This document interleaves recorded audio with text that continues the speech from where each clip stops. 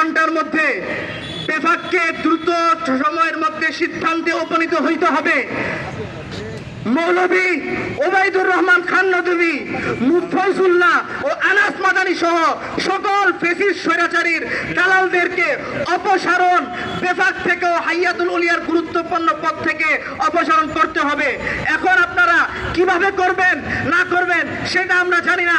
আপনারা বৈঠক ডাকেন, বৈঠক থেকে আপনারা 72 ঘন্টার মধ্যে সিদ্ধান্ত নিন।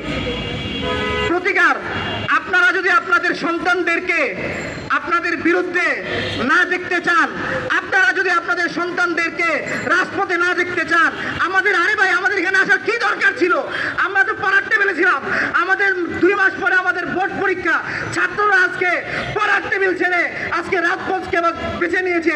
এই কারণে আবার আমাদের আরেকটা কথা বলতে হয়, আজকে কওমি মাদ্রাসাকে প্রশ্নবিদ্ধ করা হয়, তারা কেন আন্দোলন নেমেছে?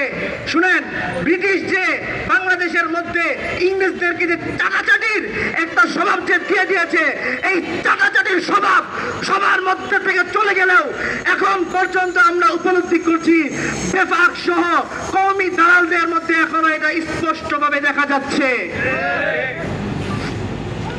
আমি স্মারকলিপি পাঠ করছি।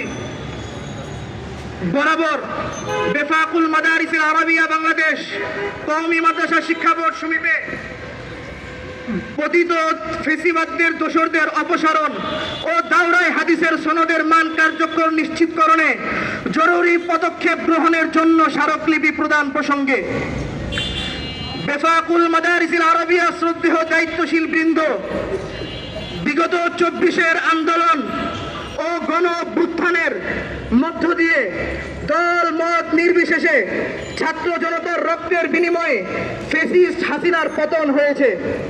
শহীদদের তালিকায় রয়েছে শতাধিক শহীদ আলেম শিক্ষার্থীদের নাম। তন্মধ্যে রয়েছেন বেফাকের একজন দায়িত্বশীল কর্মকর্তাও। আমরা অত্যন্ত পরিতাপের সাথে লক্ষ্য করছি, ফ্যাসিস্ট হাসিনার পতন হলেও তার দোসররা বিভিন্ন জায়গায় স্বপদে বহাল রয়েছে। গণ অভ্যুত্থান পরবর্তী সময়ে সর্বমহলে দেশ সংস্কারের গণদাবি উঠেছে, যার ফলশ্রুতিতে ফ্যাসিস্ট হাসিনার দোসরদের চিহ্নিত করে তাদেরকে নিজ নিজ প্রতিষ্ঠানের পদ পদবি থেকে অব্যাহতি দেওয়া হচ্ছে।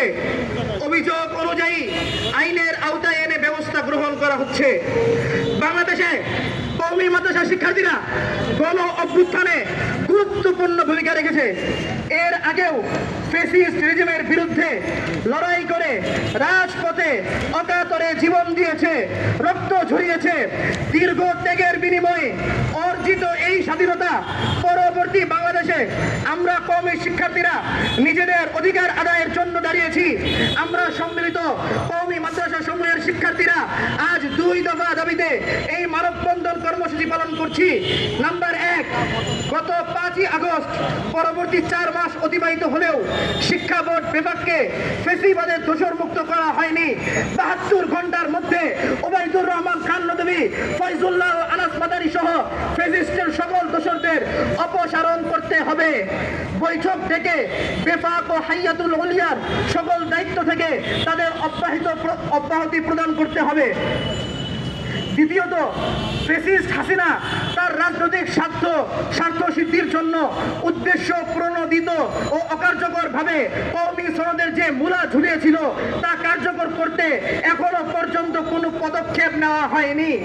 অতি সত্বর শিক্ষাবিদ ও কওমি মাদ্রাসা শিক্ষার্থী প্রতিনিধিদের সাথে আলোচনার মাধ্যমে সনদের কার্যকারিতা নিশ্চিতকরণে বেফাককে দ্রুত সিদ্ধান্ত গ্রহণ করতে হবে। ফ্যাসিস্ট হাসিনার দোসরদের বহিষ্কারাদেশের ক্ষেত্রে যদি বিলম্ব হয়, আমরা পরিশেষে আবারও বলছি, তাহলে আমরা ধরে নেব বেফাকে এখনো ফ্যাসিবাদের দোসররা প্রভাব বিস্তার করছে। সেক্ষেত্রে আমাদেরকে শিক্ষা বোর্ডকে ফ্যাসিবাদ মুক্ত করতে আমরা পরবর্তীতে আরো কঠোর কর্মসূচি ঘোষণা করতে বাধ্য হব। অতএব মহোদয়দের নিকট আকুল আবেদন এই যে, আমাদের দাবিগুলো বিবেচনা করে হাজার হাজার মেধাবী ও সাধারণ শিক্ষার্থীদের ভবিষ্যতের কথা চিন্তা করে দ্রুত সিদ্ধান্তে উপনীত হবেন। নিবেদক, শতজন কওমি ছাত্র সমাজ, সম্মিলিত কওমি মাদ্রাসা ফোরাম। ধন্যবাদ মিডিয়া সকলকে। আমরা যারা উপস্থিত হয়েছি, আমাদের